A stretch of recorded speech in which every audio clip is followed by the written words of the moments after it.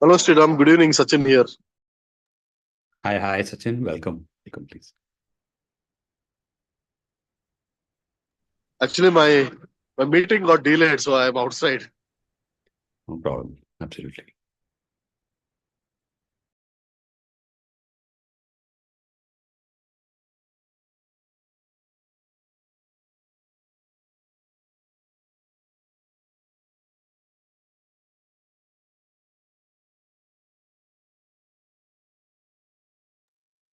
We'll just wait for a couple of minutes as people join in and then start off.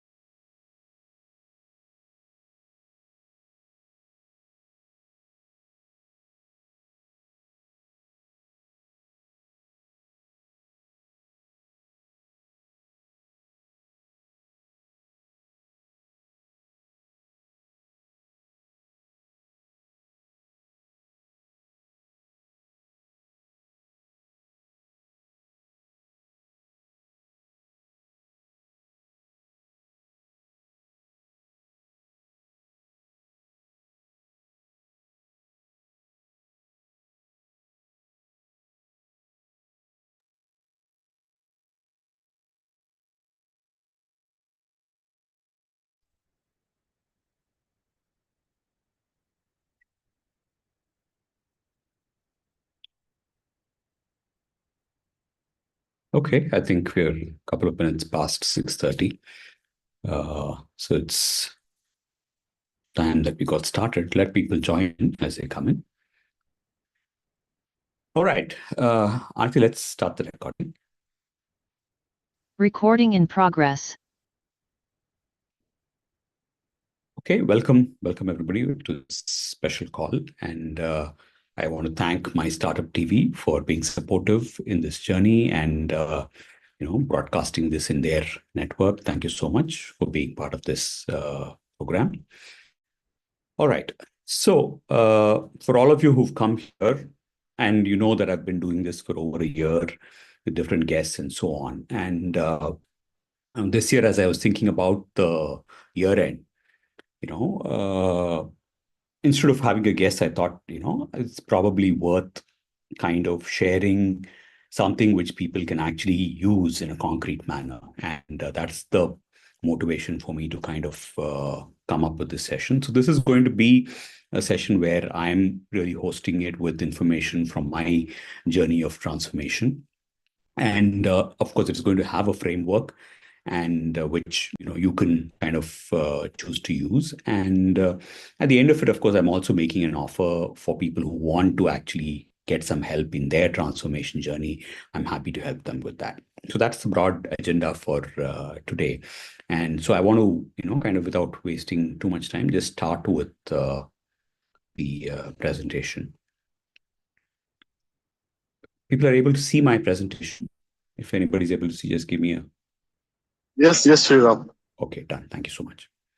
All right. So I'm calling it the Total Transformation Framework. And the reason for this is that in reality, actually, total transformation doesn't happen. But at least the pursuit of total transformation is something that we must look at. And through my whole journey, I've realized that the focus on total transformation is very less. People are willing to, kind of do coaching for things which are very tactical in the moment. And then, your life doesn't fundamentally change too much post that. There are some shifts that happen, but not enough for you to actually live a, successful and happy life. And which is the reason that, I'm calling this total transformation framework. And the difference is that, of course, coaching is important, but along with that, I think people need to understand some basics and put in some fundamentals of well-being in their life. That is the only way in which total transformation can hope to happen. When you fix your life by, fixing the fundamentals. We fix the fundamentals, and through fixing that, you kind of are able to deal with what comes up. That is actually the way in which we can attempt to go after total transformation. So I want to start with my own, kind of story. Many of you have probably heard this a few times, but in the interest of new people, I'm anyway going to talk about it again. And so this was about 10 years ago, and by the time I'd already been a CHRO for a while, and by the markers that the industry had, I had kind of reached all those material markers: house, car, good school, and all of that. And yet there was something inside which was not kind of feeling good. So I chased the corporate, kind of path for a while. So I'd gotten to a CHRO role, which was the topmost at, from a HR perspective. And I'd run long and hard to really get there until I kept going. There was always something, ahead of me. But once I became a CHR and I stayed there for a while, then of course, then you look at comp, you want to increase your comp to a certain level. That also happened. But after that, then what? And that is, I think, the point at which, I started kind of questioning this whole thing of, okay, is this all life is about? Is this really what we are meant to do? Is this the game that we're going to play? Keep chasing, chasing, chasing. And at the end of the chase, at least you must feel good. You're not feeling good also. So, you know, where is all this taking me? So just about that time when all this was going on, and I kind of went to Chennai for a trip, and what I had was I woke up on the morning with a severe chest pain, and this was a little bit unusual, not the kind of thing that I'd have ever experienced before. It was quite severe. So I thought as a precautionary thing, I'll go to a nearby hospital. So this is a small hospital, and I went there. The night shift staff were there, so they took me to a kind of small room and did the ECG. And what happened was the ECG was abnormal. So now, I was having chest pain, the ECG was abnormal, and they said, okay, now you need to, kind of get admitted because you may be having a heart attack. And obviously I'm panicking, then I took a photo of that, sent it to my cardiologist in Hyderabad, and then said, he said, see, I don't think these people are capable of dealing with your case. So you just rush to a proper hospital and check if there's blood in your protein. If blood in your protein, you're having a heart attack. Otherwise, it's something else. So then that's what I did. So I rushed to a big hospital. They got me admitted, did a battery of tests, and all of this is happening over a period of 3 hours. And in the meantime, I'm calling up my wife and telling her, just make sure, these insurance papers are here. Something happens, take care of stuff. I'm praying, I'm making lists of all the things, that I want to do in life still, and so on. And at the end of 3 hours, of course, they come back and tell me that it's not a heart attack. It's a severe attack of gastritis. And, so in a way, I got a reprieve, and it was triggered by alcohol. So I stopped drinking that day, and I haven't had to touch alcohol since then. But more than that, I think it was a wake up call. I realized that in that point, it was just a thing. I could have actually died. And if that had happened, then I would have lived a life which was really not filled with much meaning. Of course, I would have done pretty much similar things to what others have done, but in my own mind, it was not a good life. It hadn't, kind of achieved what it was possibly, kind of meant to achieve. And so then I went searching. I started my coaching. Then I went into past life regression, more coaching. Then I went to courses, learned from different teachers, I got into Mind Valley, then learning strategies. Sounds true. So, the best in the world, all of it I kind of got into, I studied. And this whole thing, and through that process, obviously, some things were shifting within me. And I'll talk about more uh, in terms of what you can expect in your own journey as well. And after about 7 years, I think I got to a place where I felt like, okay, I have, managed to change a few things permanently. There was still there is still a long way to go, and it will continue to be there. But I at least reached a point where I kind of understood how this whole thing works. And then I wanted to be able to offer that to people like me, because it took a lot of work to get there: time, money, effort, practice, failure, hand holding, all of that. It took, because it is not a short period in which the whole thing happened. And so then I wrote my book, called Happiness Habits, which was, out about 3 years ago. And a couple of years ago, I got out of corporate to start on my own. And that's the story of what happened. So really what I want to offer here is an encapsulated, framework, which probably shortens that whole cycle of transformation and gives you an opportunity to be able to perhaps fast forward it, if you're inclined to do it, and at least understand what goes into it. So, and I think this is where the problem with coaching is, because most times executive coaching is on the surface. It doesn't go deep enough. Of course, you get some insights, you deal with, kind of thing. It gives you a relief that happens immediately, but it doesn't go deep enough too, because some of our issues are deep rooted. And there are several times when we don't understand how deep rooted it is, because these beliefs have come since when we were a child, and they are sitting there, they're running us. It's like a software code. I talk about it as imagine it as a code, and you don't know what code it is, but the code is running you, because the code, pretty much decides how you're going to interpret, something that comes into your, kind of circumstances. And hence it's important. And obviously, first, because you don't know, and sometimes but you don't know what to do with it. Okay, I know that something is there, but then what do I do with it? Right. So you need to actually, so it's a process. You first become aware, and then you pull it out. And and it sometimes, even when you pull it out, some parts of it remain. You pull it out again. And that's the way in which kind of transformation happens. So first is, I want to start with understanding our life design. First, because there is a fundamental difference between humans and animals. If there is an animal, its purpose is pretty clear, right? It needs to exist, it needs to procreate, it needs to survive. And kind of through that period, it has certain things which are programmed into it. And that's what it does. So it does what it needs to survive, eat, kind of procreate, and kind of go through life like that. But then, as humans, if we do the same, which is, we, kind of, on top of that, we use up the earth's resources as well, and then we die. Okay. So there is no difference. And hence, but then there is a difference in the sense that, why are we given a higher level of consciousness? If we had to just be like an animal, just come, live, use the resources, procreate, eat up, and then, eventually get old and die. That's a life that the animal leads. That cannot be what we are, because we are gifted. We're gifted with some faculties which are better, which are more, and at a higher level of consciousness. So that means that we have to do something more with our life, right? Otherwise, what is the purpose of just coming in? You're a burden on the whole, kind of planet, rather than kind of doing something for it. So first is to understand that our life design requires us to actually just go beyond existing, go beyond surviving, go beyond just consuming, go beyond procreating.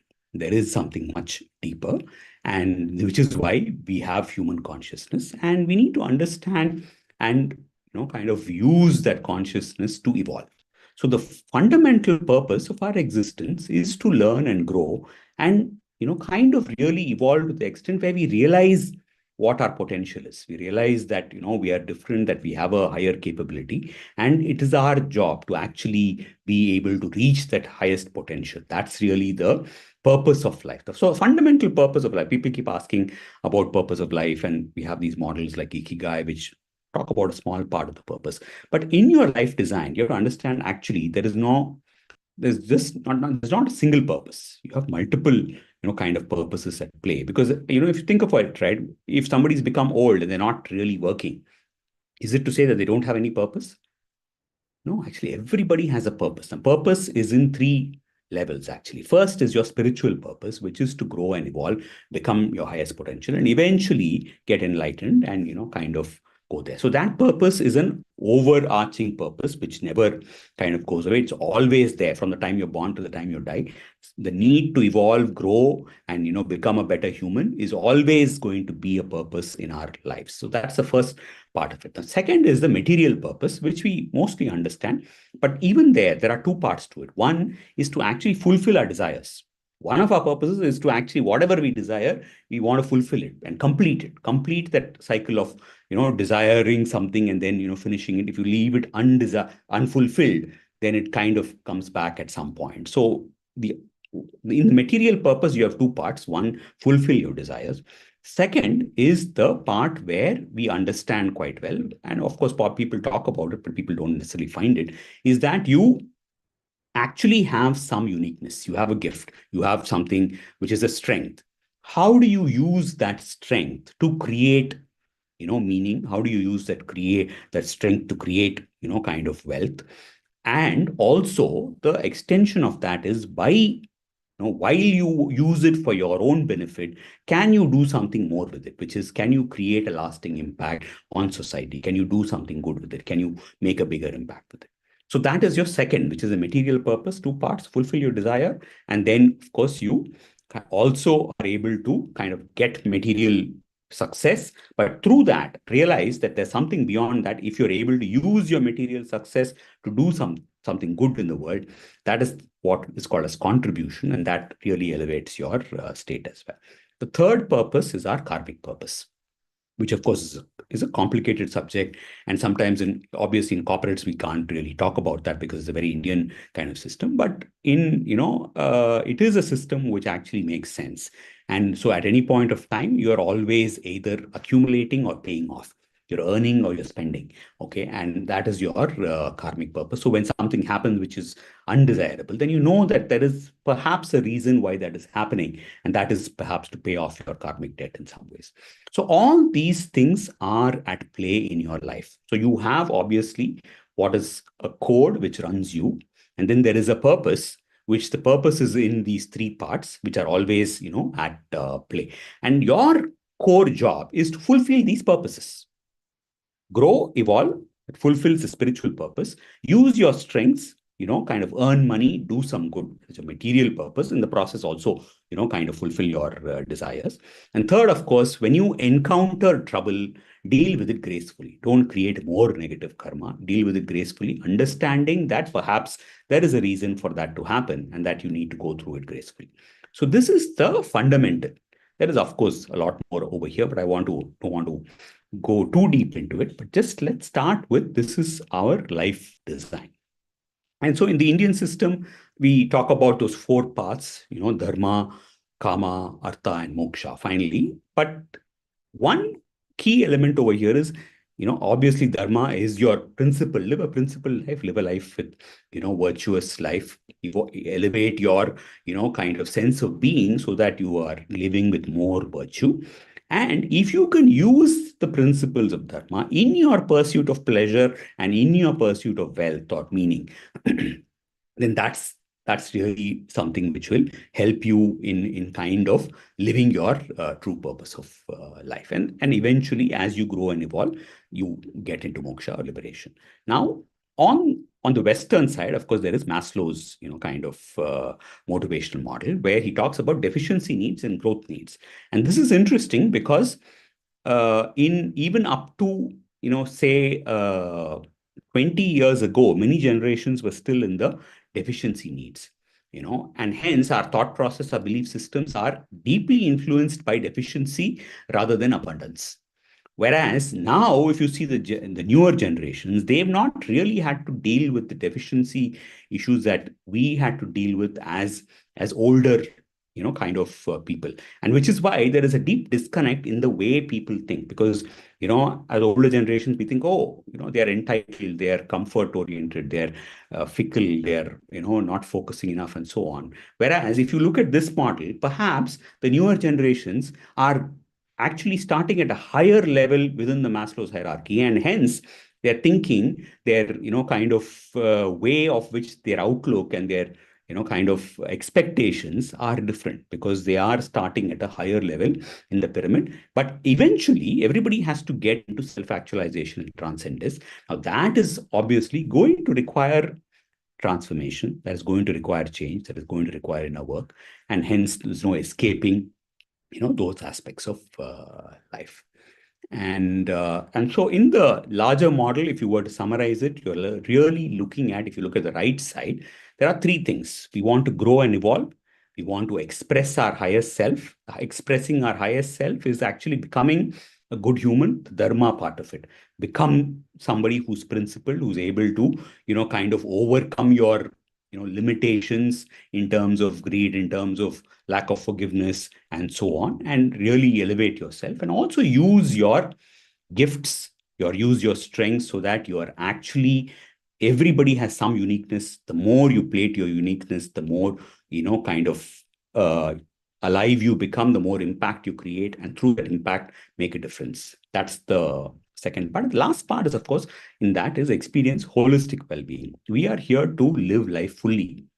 And what's happened in the modern generations is that we focus a lot on career and money and, much lesser on the other dimensions of life. Life is multidimensional. Life wants you to enjoy the whole thing, your health, your wealth, your career, your relationships, your social, spiritual, your habits, your travel, all of that. Okay, it is not, saying that you have to work alone and make money, because in the larger context of life, money is one of those dimensions. It is a dimension which is important, but it's not the dimension. What's happened now is that your focus is 70% on that dimension, and obviously, if that's a skew that affects your other aspects of life, and that will affect, how you live your life. So, what ails humanity today? But the whole point is I'm moving into that element of saying, okay, why do we even want to look at transformation? What's the need for transformation? I'm happy where I am. I'm getting money. I'm, enjoying. I'm partying. I'm having good food. So, do we even want to go into transformation? What is the need for all of this, right? As a thing. So the problem is that we are totally driven by external stimuli, materials and sensory pursuits, which is really pleasure. And the problem with pleasure is it doesn't last. Anything that you do pleasurable that you can name, which could be, food, travel, your sex, any of those items, they're all very temporary till the point at which, you kind of enjoy it, and then very quickly it kind of disappears. So you're continuously chasing because that's your, you think that is the way to kind of live life because everybody seems to be doing it. I should also be doing it. But then when you keep doing it, it's not enough. It's never enough. And hence, while it is a part of your life, you have to understand that if you think that is the path, then there is a problem because you'll never ever actually be fulfilled. You will be temporarily happy in spikes, but then fulfillment doesn't happen, meaning doesn't happen, purpose doesn't happen. Okay. Second is, of course, health issues. Lots of people stress. We are dealing, we're in a time where we are dealing with the highest level of stress. By existing in this point of time, we are actually stressed. And why am I saying that? Is because today, the kind of information that you process in a day is what people used to process almost, in their entire life just 200 years ago. So think about this. 200 years ago, somebody who's living there, what they had to deal with, you're dealing with in a day. Now, your brain, your systems have not evolved that quickly to deal with that kind of input. Okay. So, by just existing at this point of time, we are actually subject to stress. Now, on top of that, what we call stress is actually toxicity. It is politics, it is emotional turmoil, it is drama. Those are all higher levels of stress. So you're already stressed, and you're even more stressed when you think that you are stressed. Then, of course, there are prosperity issues because we're always constantly comparing. We want more. and hence your kind of need for prosperity never ends. Relationship issues, again, probably at the peak of relationship issues right now, because we are where abundance is there, but relationship is not there. Potential for abundance, we are at the time in our existence as humans where the potential for abundance is at its highest. What is not there? Anything that you kind of literally want is possible. Now what is thing is, you are only going for higher level. So next is, now Tesla is there, driverless car is there, now you will have vehicles which will go in the air. So we are going from needs to, kind of really the higher ending. And it's not that necessarily wrong. But what's happening is, in all of that, is we're forgetting that fundamental connectedness relationships are taking a hit. And even in the studies of happiness, they've said that, relationships are the core. And we are at a point where relationship issues are at the highest, be it with parents, be it with, spouses, be it with kids. Everywhere, the disconnect is starting to show up. There is a technology reason for it. There is a preference for it. There is an expectation issue. But all said and done, relationship issues are again very high. Self-esteem issues, which is about your self-worth. Am I good enough? I've reached all this, but I still don't feel good. So there must be something that I need to still fulfill. So still keep chasing. Okay. Behavior problems. Because what happens with behavior problems is that, and this you see even with celebrities, right? They have everything, and then they go and get into drugs, and then they behave badly, or they just don't know. Because at some point you think, okay, I have arrived, I am God's gift, there is nothing else over here. And then, you don't know how to manage yourself. You think you take things for granted, you start abusing, you start, kind of behaving badly, and because you can get away with it. And then that starts the spiral, right? But once you keep doing it enough times, then you derail. And then you have to, kind of build that up again. Spiritual disconnection, as much as science is, kind of evolving, the fact is that spiritual disconnection is also increasing. There is perhaps, in India, there is a little bit of a resurgence in terms of connecting back to our roots, but not enough. We have such deep spirituality in our own, kind of country, but the connection to that is still deeply missing. And of course, the fact that we were under British rule for a few hundred years has contributed to it, but we've also contributed it. We've not really, kind of invested enough in our own history, because we have a lot, to offer over there. So now, why is transformation even needed? Why is it not easy? Transformation is needed because if you really want to deal with those issues that we spoke about and evolve, you have to, kind of work on yourself. And that's why, and if you don't work on yourself, those issues will not go away. Even if you work on yourself, some of them may remain, but at least you learn how to manage them properly. So that is why transformation is needed. Now, why is it not easy? Any change is resisted by our system. And there is a story of this whining dog, right? So I want to tell you the story. So there is a farmer who's sitting in a farm, and then he's looking at the farm. He's sitting in a deck, and he has a chair, and there is a dog sitting next to him. And occasionally, from time to time, this dog is whining. Okay, now the farmer is used to the dog's whining, so he ignores it. So then sometime there's a friend who comes and who sits next to him. So the farmer is here, the dog is here, the friend is there. And now he starts hearing the dog whining. He said, and he waits, and this fellow's not doing anything. Again, the dog whines. After a few times, he's not able to control himself. So he asks this farmer, hey, why aren't you doing anything? Your dog is whining, can't you see? Okay, then this farmer quietly turns to him and says, yeah, I know he's whining. But you know what he's doing? There is a nail on the wooden deck. Now this dog is sitting on the nail. Okay, and because the nail is hurting him, he's whining. Now, all he has to do is to get up and move from there. If he moves a little bit and sits down, he will not whine. The pain will not be there. But because he's become so comfortable sitting where he is, he doesn't want to move. But he wants the pain to go away. Okay. And that is why he's whining. So he has to figure out, he has to get up and move, and that's all is needed. If he moves, the pain goes away, but he's choosing to sit over there in his comfort zone.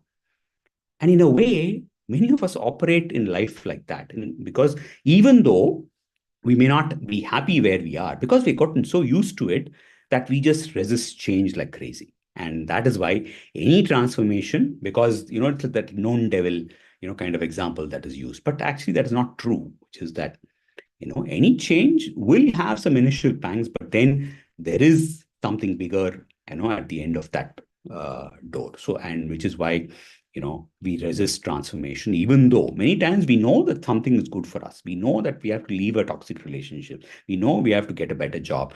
But the fact is that, that comes with some risk. Our system resists it because our system is saying, oh, okay, you're getting, your manager is only scolding you 2 times in a day. No, it's okay, take it. Okay, what is the guarantee that the next place you go, a manager won't scold you 4 times? But what if you get a good manager and you actually grow over there, right? So now transformation is not a simple process as well. It also is a process where actually, if transformation happens, there is rewiring of our brain to move from a negative mindset to a more conscious, positive mindset, which is actually the purpose of transformation. Now, we are all actually naturally negatively oriented. And why is that? Is because we are tuned for survival. And for millions of years, we've been in the wild. We were not the strongest of species. So we needed to survive. To survive, you had to watch out for all the threats. So any threat that is happening would trigger us because then it would prepare us and, kind of thing. And then if the tiger comes, then you have your, kind of adrenaline and your, other chemicals which are kind of coming into your system to make you kind of escape. Now, the tiger has been replaced by a manager. And the manager is coming every day. So every day you're putting your, kind of the negative chemicals into your system because those are very powerful chemicals which are meant only for survival. But now because of stress, that's coming into our system and it stays there longer and it affects our well-being. So we have this natural ability to be negative because of the fact that, we are tuned to perceive threats for the survival base and the brain will not give up on that so easily.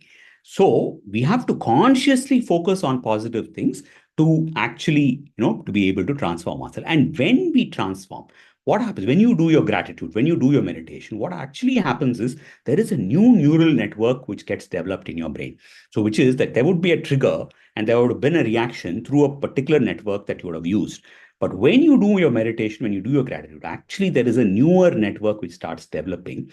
And if you use it enough times, over time, this new network becomes stronger than the old one, and you start defaulting to a more positive pathway rather than a negative pathway. And this is so beautiful. But that of course takes time.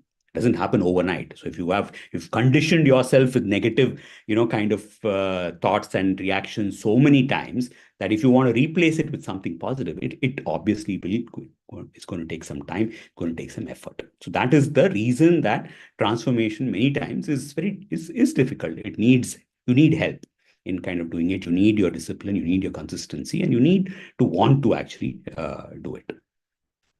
Okay, now I'm going to just pause over here. We're at about half an hour. And before I go into the framework and kind of explain it to you, open it out for some questions because I've covered a lot. And, before I kind of run through the rest of it, if there's anything that you want to comment, anything that you like, anything that you want to ask, this is the point where we can take those questions.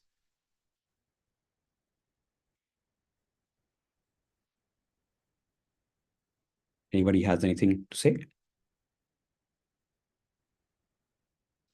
Again, thank you all for joining. I think I see some familiar names. Shall I go on then? Yes, sir. Okay. Yeah, go ahead. Yeah, thank you. All right. Okay, let me then continue with the. So there are a couple of things that I want you to understand before I'm going to show 4 slides. Okay, one of them, 2 of them are actually just the precursor. Then one is about the stages of transformation. And the last one is about what is called as the pillars of holistic well-being. Okay, so the last 2 have slightly more kind of content. The first 2 are more of models that you need to be aware of. So that, and these are very simple but extremely powerful models. And this first one is called as CTFAR, CTFAR, okay, which says, how do we live life? How do we do things in life? How do we do things in life is that first there is a circumstance. Okay, now this circumstance is like in your environment, it's like a stimulant that's coming from outside. This circumstance triggers you through your senses. And when you get triggered, you get a thought first. Thought and feeling almost at the same time. Sometimes, they are kind of, one could follow the other. But normally it's a thought and then there is a feeling. And then the thought is the one that drives your next action, which could be a reaction, could be an action, could be something that you do, something that you show, something that you don't do. All of that is, coming from the thought. And then when you take that action, then you get result. Okay. This is how fundamentally you are living life minute to minute, hour to hour. Everything that you do, there is a precursor, which is thoughts, which is why we get about 60,000 thoughts, right? Because the thoughts really drive what we kind of do. Now, but in this, the problem is with C. If you are going to let your circumstances dictate what kind of thoughts you have, because you allow yourself to get triggered, what is happening? You're constantly being influenced by what is happening around you. And hence, you've outsourced your life to your circumstances. And then if you're wondering, why is my life not getting better? It's because of this. So what's the answer then? How do I change my results? If you want a different result, you cannot change the circumstance because circumstances depend on so many other things. Then you have to, kind of manage everything in your life, which is impossible. You're just walking on the road, somebody starts shouting at you. Can you control that? How much will you control and what can you do, right? But what can you control? The key is that you have to make conscious effort to influence your thinking. Your thoughts are the ones which are in your control. So this is an extremely important point for you to understand, which is circumstances will always be there. They will always trigger you. But you have a choice of what thought you are producing. Because once you produce the thought, then the rest of it follows. That's very quick. Once the thought comes in, then your action comes and your results come. So if at all you're looking to change your life, the investment that you have to do is to change your thinking, change your thoughts. If you change your thoughts, your results change. Of course, changing thoughts takes effort, takes time. But this is first you have to understand that you are making a choice on how you live your life. And the results that have come in your life are your thoughts. Because the same circumstance, when somebody else is put in it, they may react differently. They get a different thought. And hence they create a different result. So if you are creating that particular result where you're unhappy about it, it is because of your thought. So now you cannot blame your spouse, you cannot blame your children, you cannot blame your manager, you cannot blame your job. Okay, circumstances will always be different, but choice of thought is in your ability, and how you manage that is extremely critical to get the results that you want in life. So whatever work you do has to eventually change your thinking into more positive thinking. That's why we say, positive. Why you are wondering, right? What is this positive thing all about? Basically, change your thinking. If you change your thinking, your feelings change, your actions change, your results change. Okay. So this is an extremely important model, very simple, but not easy to, kind of actually use, because changing our thinking takes its own time. But first is for you to understand that you have the ability to change your life. If you change your thinking, you change your thoughts, you change your life. Simple. Now, there's the other model, which is called as a success MBA. I'm calling it because, and these are three elements in it: your mindset, your behavior, and your actions. Sometimes you call it as abilities also, or you call it as skills. But largely, the first part of any transformation is for you, and which is, it goes back to the old CT model where we're talking about thoughts, is your mindset has to change. If you want success, if you want peak performance, if you want happiness, the core is for you, and which is why a lot of training programs and other things don't work, because we forget to address the mindset. We straight away go into, okay, what you should do. This is the behavior that you should do. This is the action. This is the habit. Okay. But then people don't do it. Why they don't do it is because you didn't address the mindset. Okay. So first is mindset, that fix your mindset, because the mindset will determine your motivation. It will determine whether you want to do it and so on. Then, of course, once you fix the mindset, change your behaviors and change your actions. If you can do these three things, And this applies to anybody. If you're in a corporate, if you're an individual, if you're a homemaker, everywhere, it is the same things. Change your mindset to be able to be aware, to be able to understand what you're doing, make it more positive. Then after that, change the behaviors that you're demonstrating, the behaviors that are causing trouble for you. Third is change your actions. Evolve your abilities, put habits into things so that the actions, the decisions, the kind of things that you do on a regular basis can also change. So this is your second input. Use the success MBA by understanding that when we want change, change comes in three ways. In the top of it is change your mindset, change your behaviors, change your actions. Right? Now, let's go into what are the stages of transformation. So transformation obviously takes its own sweet time, right? But there are some stages which are important for you to understand. And in this, the first stage is self-awareness. And in anything that you kind of do is to be aware of who you are, why you think a certain way, what are your triggers. And this whole journey of self-awareness doesn't end at any point. Even, you think you're self-aware, then you understand there's something else which came, and then that causes things. So I want to give you an example of self-awareness. So, I have this need for importance. At some point, there used to be issues because somebody would kind of take a decision without consulting me. And I would get very upset saying that, oh, okay, I'm doing this role and ideally you should have consulted me and things like that. And then when I did my, kind of coaching, they said, okay, do you understand that perhaps this is not about you? I said, okay, why, how can it not be about me? They didn't consult me, they didn't talk to me, and so on. Then they said, okay, what really happened? And then when I introspected, I figured out that there was a decision which was taken without me being involved, and that upset me.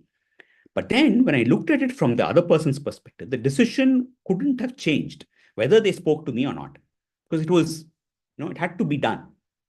But then the meaning I was giving it was, how come they never spoke to me? And hence, I am not important over here. I'm not, worthy, or I'm not, kind of being treated well over here and so on. Whereas it was none of that. It was just a decision which was taken because there's no other option. And ideally, they could have also spoken to me, but the fact was the meaning I was giving it was completely, out of place. So this is one level of discovery, right? The fact that I need importance. If I don't get importance, I get triggered. Okay, so that is one level of self-awareness. Now, over time, and this happened, and over time, what I realized was I would always end up going late to meetings. Not too late, just a couple of minutes. And then, interestingly, when I did my introspection, I'm figuring out this pattern. Why is this happening? I don't want to go late, but it's still happening. And then there's something which is causing me to keep doing that repeatedly. And interestingly, I found that in most of the meetings that I go late to are where people who will wait for me and not say anything about it. What was I getting as a benefit out of that? Actually, the benefit I was getting was I was getting the benefit of being treated as important, because I could afford to go late and nobody will complain, nobody will say anything about it because I am important. So if you look at the nuances of how this plays out, right, I would never have made that connection ever in my life, right? And over point of, over introspection and, kind of pulling out your own triggers, that's the kind of awareness that can come into you, where you understand that certain things that you're doing have a benefit for you.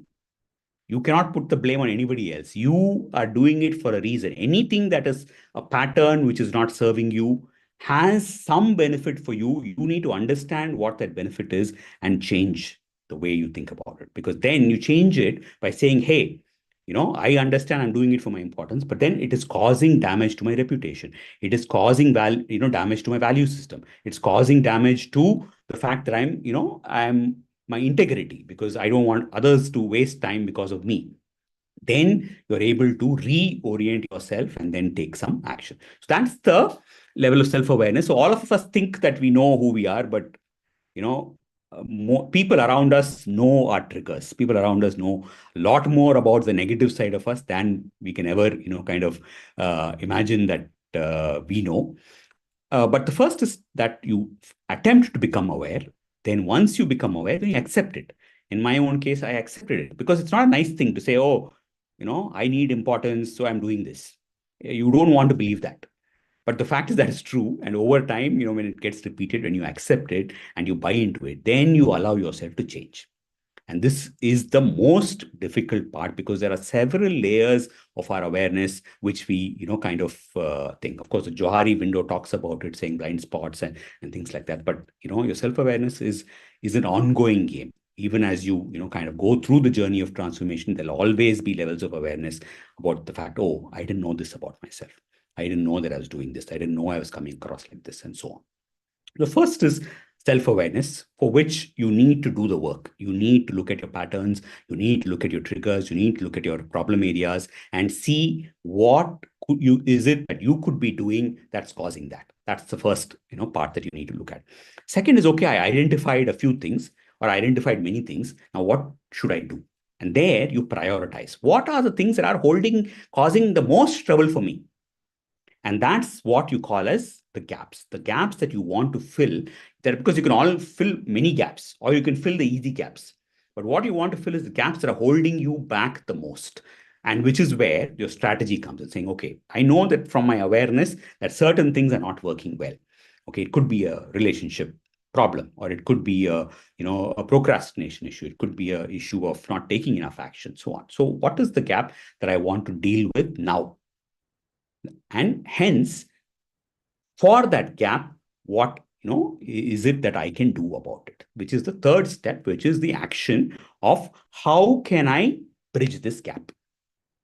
And that is a whole, journey on itself, because it is extremely messy. Let not anybody tell you that it's easy, it'll happen like this, and any of those things that you hear saying, come, I will change your life in 5 minutes. All of that doesn't work.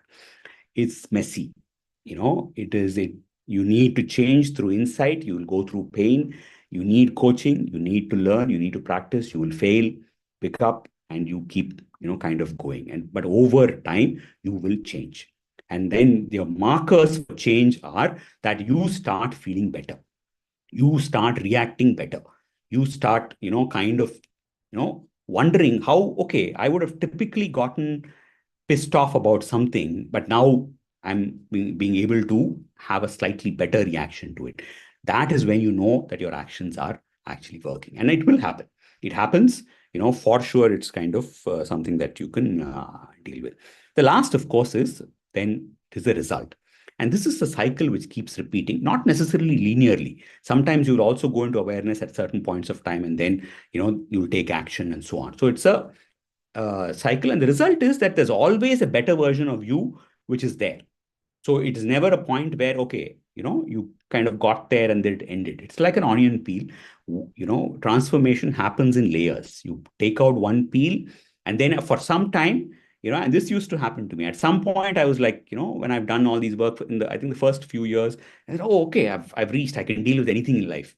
Right. And then something else pops up, and then you realize, oh, okay, looks like there's some more I have to do. And then another layer comes and another layer comes. So this is how, it's going to be. It's not going to be a thing where ever you're going to think. But what I want to focus on is that all of this is fine. But what you need is to actually allow yourself to be able to go through a holistic transformation.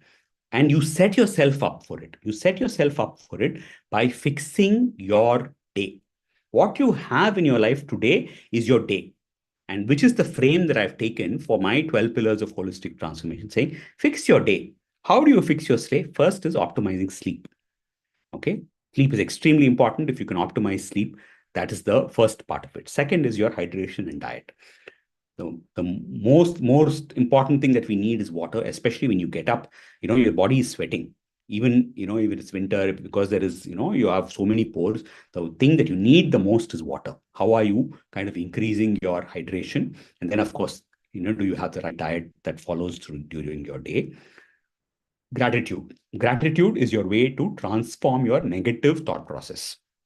Okay. We have natural negative thinking. Gratitude will move you towards a more positive orientation over a period of time if you keep doing it, because it starts letting you look at what is good. We can see what is bad.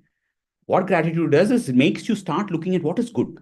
Okay, is there something at least that is good about this? Then your, need to criticize, need to blame, need to judge reduces significantly. Then it is about meditation and nature. And meditation is absolute superpower, something that India has given the world. And many people, 90% of the audiences that I speak to have not done, kind of meditation. You must do your meditation. Extremely important for your well-being. Breath work, breathing is the anchor of life. You need to slow down your breathing.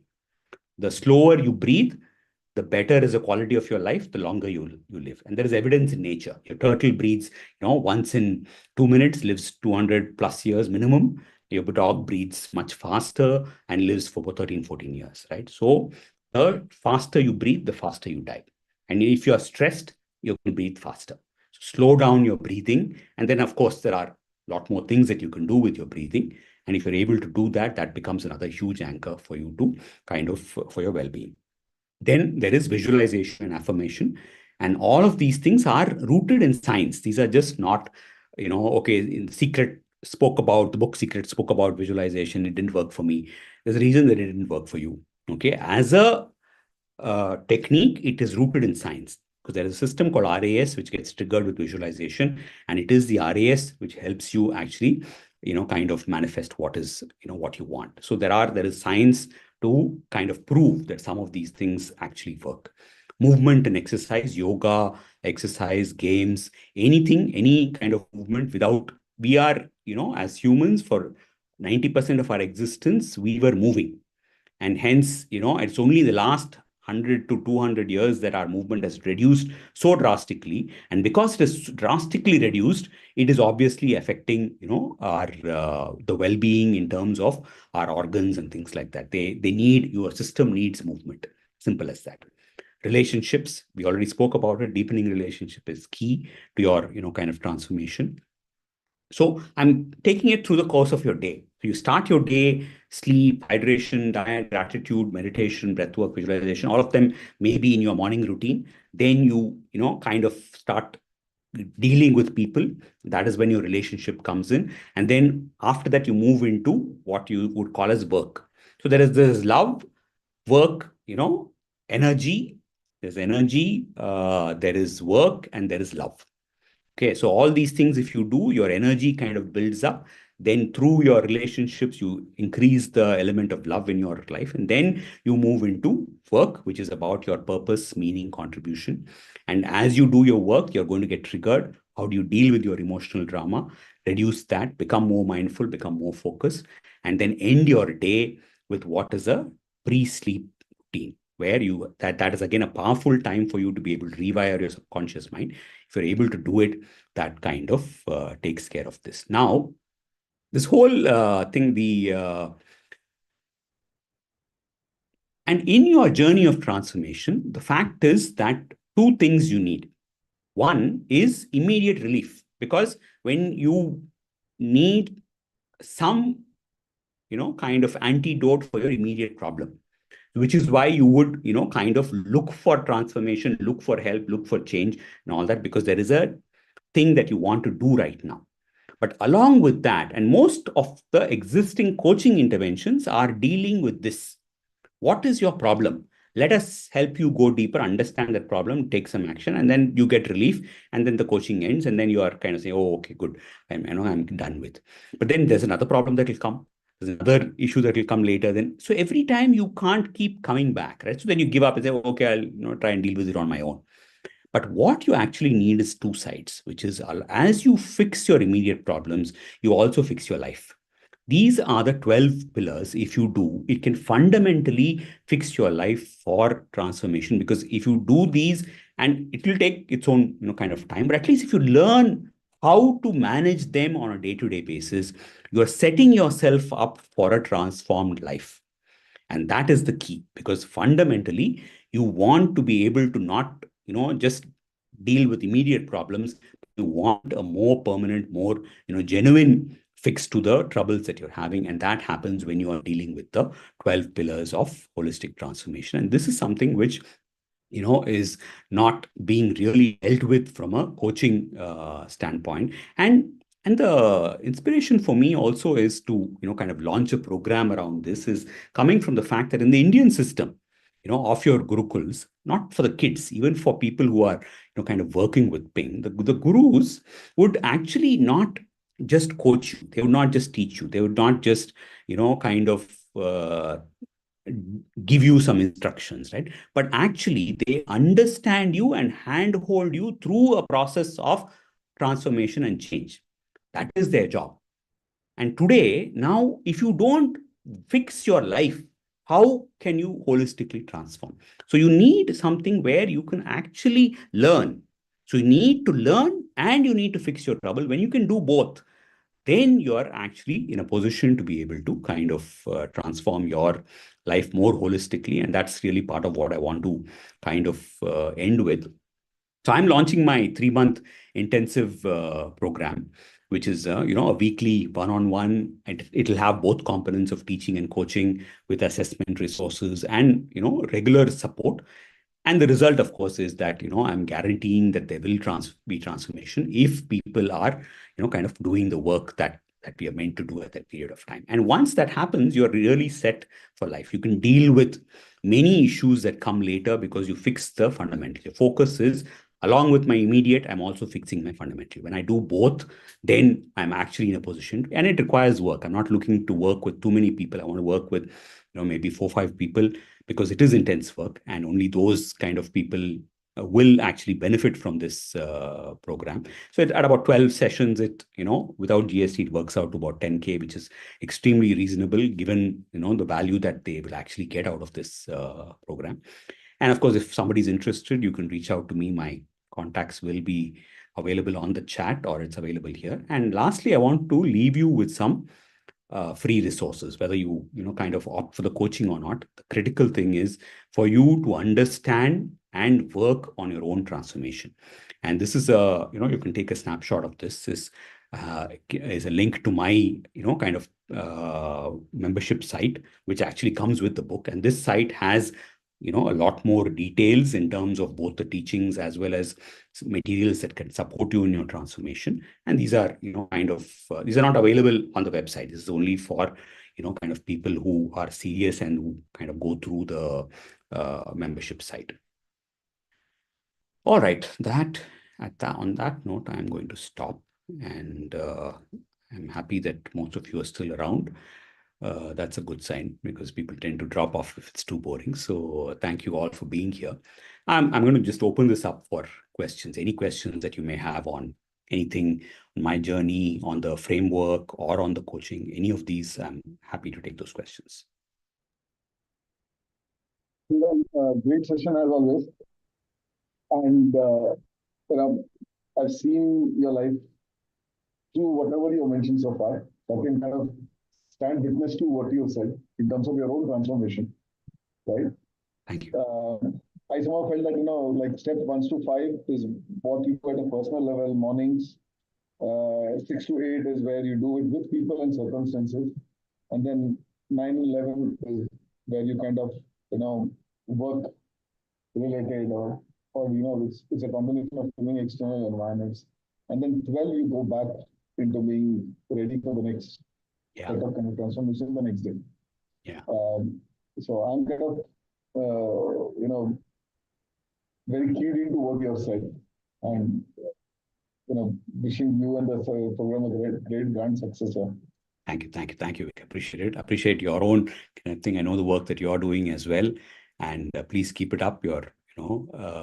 It's important I think, for us. And the reason I've been, kind of literally sitting on this for a while, not making it public. I work with people, of course, but I've not really gone out and spoken about it, because somewhere, okay, there was a little reluctance on selling and so on. But over time, I realized that, it's important. It's important for people to know this, because without, it took me 10 years to get here, and it didn't have to take that long, and it can be shortened. Of course, it requires effort. I'm not saying it's easy and things like that, but it is possible. And people need guidance. And if people are going to try and do this on their own, it is difficult. It'll take more time, it'll take more effort, and you'll give up. Lots of times, I think the biggest benefit that I've had in my journey of, dealing with coaches is that, the times when I'm about to give up, they're there, and they, give that small nudge. And then you start moving. And then as you move, you pick up momentum. Then again, there'll be some challenge, you slow down. And that's really required because you are not going to be able to run like a sprint all the time. You're going to go through up and down, and then there'll be these nudges. And through those, you keep moving. And that's where, our need for some kind of assistance is required. And that's the reason I want to really kind of put it out there for people to kind of benefit from this as well. Okay, any other questions, comments? Yes, Rama sir. Thank you for your comments, especially the 12 pillars framework. As a person who has been coached in person by you, can vouch for the value. Thank you very much, Rama sir. I appreciate it.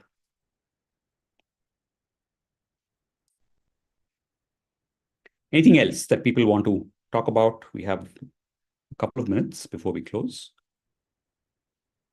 Sriram, Janani here. Yes, Janani.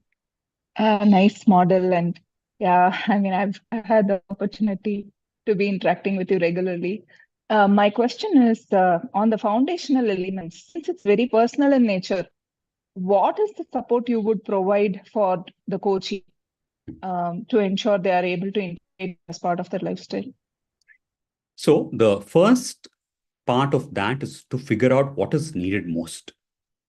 Okay, more than just the framework. I think the first part is what is needed most. Yeah, Sachin, I see your message here. And hence, that needs to be fixed on an urgent basis. Okay, so we will prioritize, even though there are 12 pillars and I've sequenced it in the form of a day. When you're actually, kind of working with me, then I look at, okay, saying, what is the one that is holding you back? Let's see if we can fix it, because that will give you the greatest amount of relief. And that's the one that we want to be able to kind of fix. Now, after we have the modalities discussing, okay, you want to fix your sleep, then there is a way to do it. There are certain, things that you can actually do. The critical part is to support you both with this whole thing of what can I do? What is the resistance I can expect? And how do I still, kind of go through? Because this is not something where you will say, okay, everything you're going to crack like that. You're going to want to do it and then do it for some time and then maybe not do it or go through a little bit of pain. And that's where the hand holding is, that when I'm working with somebody, I want to, be there for them at that period and say, it's okay. This is what people go through, but you still need to go at it. This is the way you can recover from this. These are things that you can try differently. Maybe ease it up a little bit, maybe, kind of give them a different strategy. So that's the way we'll go about it. So it's going to be gradual, because if I give everything at the same point, people are not going to be able to take it. So to be broken up, prioritized based on what the person needs, but eventually that they at least get to know how these 12 things can play out, so that when the time comes and when at times they realize something is more important, they're able to, at that point, many times when I've done coaching, right, people will listen and then they'll not take action at that point of time, but they'll come back and say, hey, you told me that, now I'm doing it because now I realize that it's, going to help me and so on. So even that is likely to happen. And my support is to prioritize, actually give you a relatively practical path, look at, what resistances you are going to go through, and then get you to implement it. And in your implementation, handhold you through the failures. That's really the role that, I'm expecting to play in that.